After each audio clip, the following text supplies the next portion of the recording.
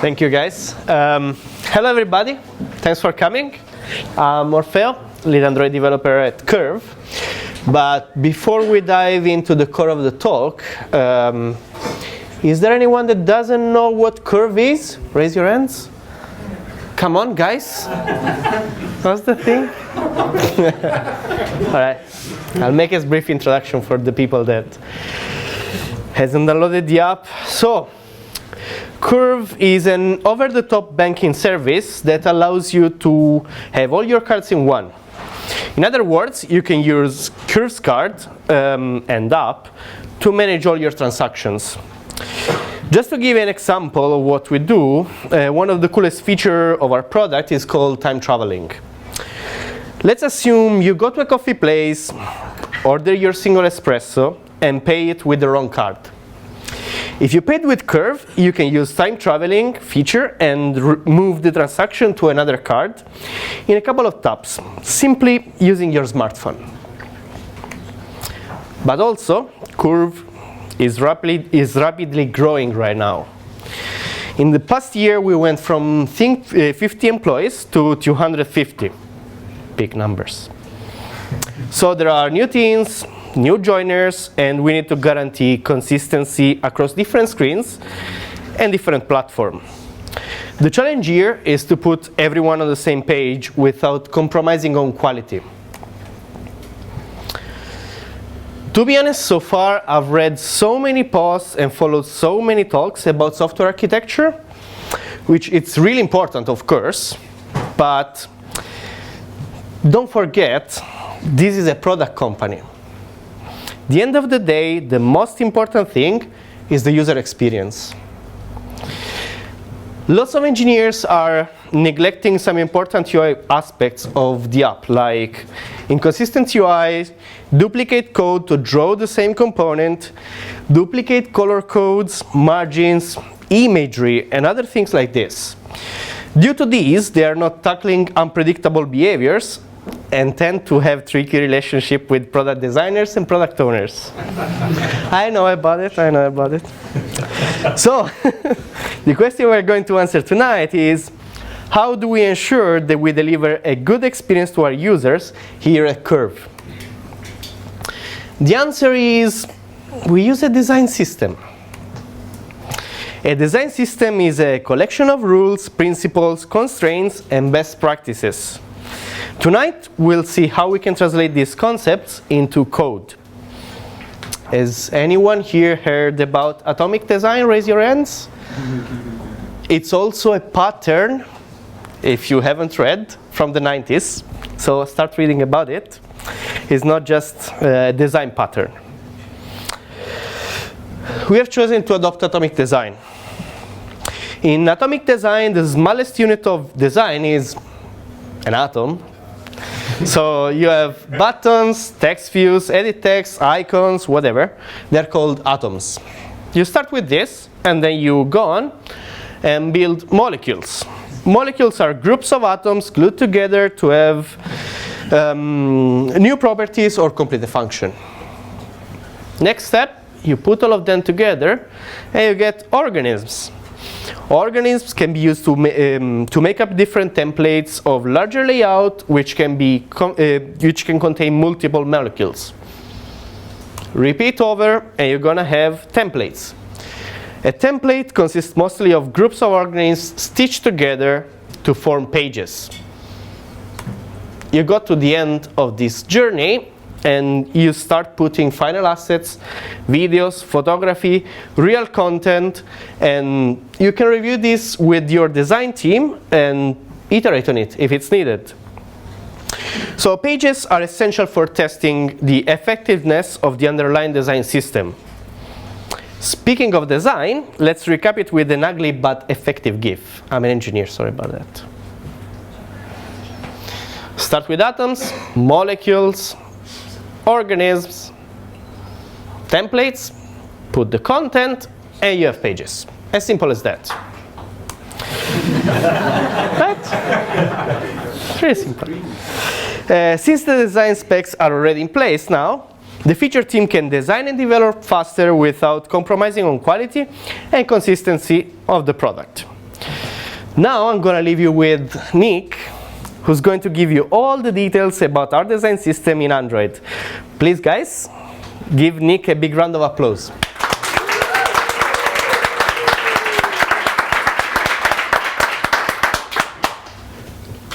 Okay, thank you, Orfeo. Now that you know what a design system is, you know how atomic design works, what problems it solves, how it provides us with a single source of truth, I'm going to briefly explain how we went about implementing a design system, specifically in Android at Curve, because this is Android. We do actually have design systems across all our platforms, but we're going to talk about Android today. Okay, so now for some Android stuff. No, not that kind of Android stuff, sorry guys. The first thing that we tackled, which is like, I guess from a design point of view, it's like the cool, interesting thing before we started our design system was unifying our brand identity in Android. Before creating any components, we needed a few things. These things define the field of the product. They're essentially the brand when it comes to building a digital application. We wanted them to be loosely coupled with the components so the brand can evolve and without breaking the components. So there are things like color, space, typography, shape, and iconography. I mean, there are other things. This is not an exhaustive list. There's things like elevation that made it change the feel of your app. There's also things like animation between different elements, which also may change the feel of your app, and they'd also form sort of part of your brand. They're not actually components. They're more things. So I'm going to talk about how we abstracted these things out so they don't break components. Firstly, color. CADS, which is Curve Atomic Design System. I know we don't have a fancy code name. We've been working on that, but because we've got a lot of Italian engineers, all they do is come up with really rude stuff that I don't understand. We never use raw color values. In fact, actually, similar to the talk before, we've got a lint check that prevents that happening. Your PR just won't be merged. We don't use things like color red because previously in Curve, I don't know if any of your users have used it longer, red was blue. So that doesn't help. That's the same as calling an integer 5. It doesn't do anything for anyone. So instead we use theme attribute selectors, which pick colors based on their role. So over there you've got question mark color primary, and in the code example on the right, you've got text color on background, which is the color of text directly on a background. So semantically it makes sense. It also means you can change the underlying implementation without breaking anything. The next thing we have is space. We do actually use a 4DP spacing grid, but when we build our views, we kind of forget about this because we use a multiplier. So space x1, for example, is 1 times 4DP. But Android is known for its diversity of devices. So we could say on a foldable, space times 1 is 8 dp, for example. And then without breaking any components, we can sort of change how we use white space on devices with different resolutions. Again, raw space values, we've got a lint check that prevents people using them. Another thing is typography. In most Android apps, most code bases that you pick up, there's a lot of custom styles enforcing typography rules. And over time, as people receive different designs, they just create more and more and more of these things. It's like the sort of software idea of like broken windows. You see loads of style rules, you add another style rule. So we don't allow that. We don't actually allow style rules for typography. All the typography comes through theme attribute selectors such as text appearance body 1. We base our theme attribute selectors on the material ones, but we've also extended the theme with a few extra custom ones that we need. And these come through our design system. So when you're implementing a component, you're not even able to create extra typography rules because it'll make our product designers a bit sick if we start doing that. Yeah, it's good. We look after you. And there on the right, we've applied it once again. The other thing is shape. Shape really adds personality to our app. Obviously, we've opted for quite a dull personality. So we've got 4DP radius on our small components and 8 on our medium components. But if somebody joined the design team at Curve and thought, oh, we have to go really exciting and crazy, we could like cut the corners on our buttons without breaking any components. because it's obviously coming from the design system and is applied at theme level, not on a case-by-case basis. The other thing is iconography. The design system governs how we use glyphs, how we size glyphs. So again, that's abstracted away. You don't think about it when you're implementing something in develop. There's less chance for developers making stuff up. So when you've got all these things coming from a design system, your brand, and you've got lots of crazy components. See, we love Deliveroo. We spend like £1,000 a time there.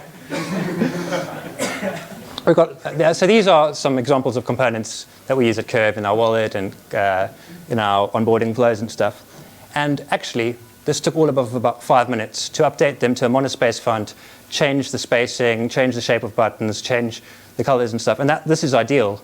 This means that as our brand evolves, which it will, because how it's styled now, maybe in 6 months' time, we might want to tweak something or change something. It's really easy. Whereas before we had a design system at Curve, it was really hard, like really, really hard. So what does this mean? Our head of product says, wow, now we can rebrand every day. He didn't actually say that, but the sentiment is we couldn't rebrand at all before, so now we can do it easily. So creating components in our design system, obviously as Orfeo just explained, atoms are the most basic thing in a design system. And in Android, fortunately, atoms are provided by Google. So things like material text view, material button are predefined in the Android design system, and all we do is apply our brand or the abstraction of our brand to them. And I mean, this is great because we don't have to go and create a button from scratch, even though I have seen people create buttons from scratch using linear layouts and making them clickable and swapping the background behind them. But we're not going to get into that today. It's like, why? So out of these atoms, we can create molecules. So we've got quite a lot of molecules in our design system, but I'm going to go through a couple of the more common ones just so you kind of get the idea of what the implementation looks like. The first one is a list item. This is the component that, because we're essentially a fintech, this is the component that powers the majority of Curve, because we've got lists of transactions, lists of cards, lists of categories of transactions, lists of menu items, basically lists everywhere, lists of countries, lists of things, lists. So we decided, how can we make all these lists work the same? Because we had a different implementation of every single list in the app only a few months ago, really. And what that meant is if the designer said, you know, the gutter each side of the list needs to be this, we'd have to go change it in 5 or 6 or even 10 places. I can't actually remember. So we decided this was the best component to tackle first. And it was a very complex component because there's lots of mutations. You've got currency on the side, you could have toggles, all sorts of things. But this is 90% of Curve is this item. So, well, at least the Android app. Then we had this one. This might just look like an image, a text view, and a description text, but you wouldn't believe, like, given a handful of Android engineers in a room, how many different ways they can find to implement this. It's absolutely incredible. It's like, come on guys, just talk to each other.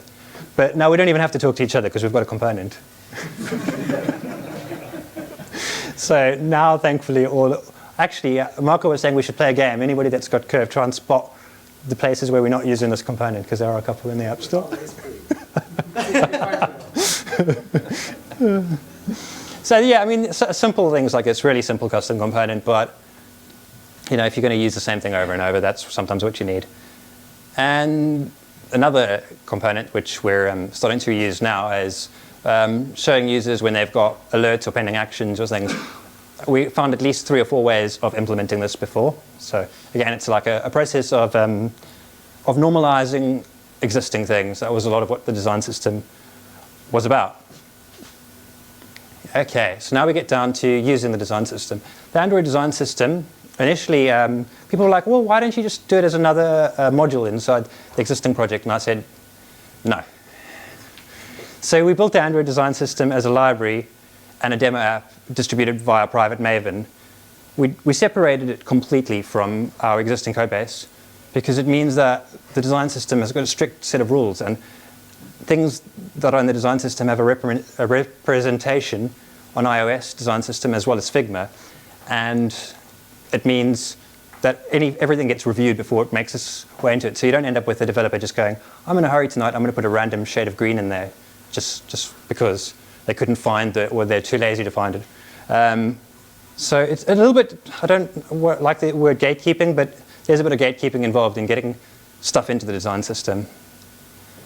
And also it means that we can add components and we can break things in the design system without breaking the app, because it's versioned, and when a new version is released, there's obviously a changelog with breaking changes, etc., etc.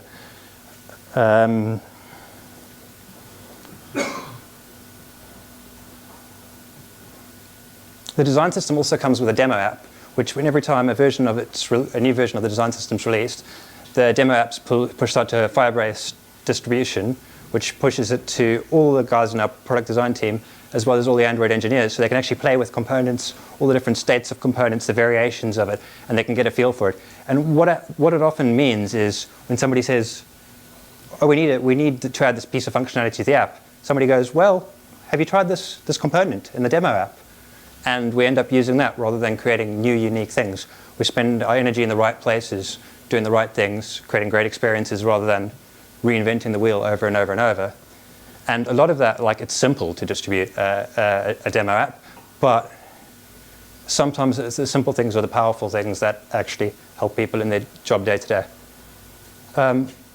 And it's also made available in light mode and dark mode, because as part of changing everything and doing everything, you might as well do this, because light mode and dark mode are a thing now, and we're not going back from that, are we? And yeah, I mean, this was quite brief, but if you've got any questions.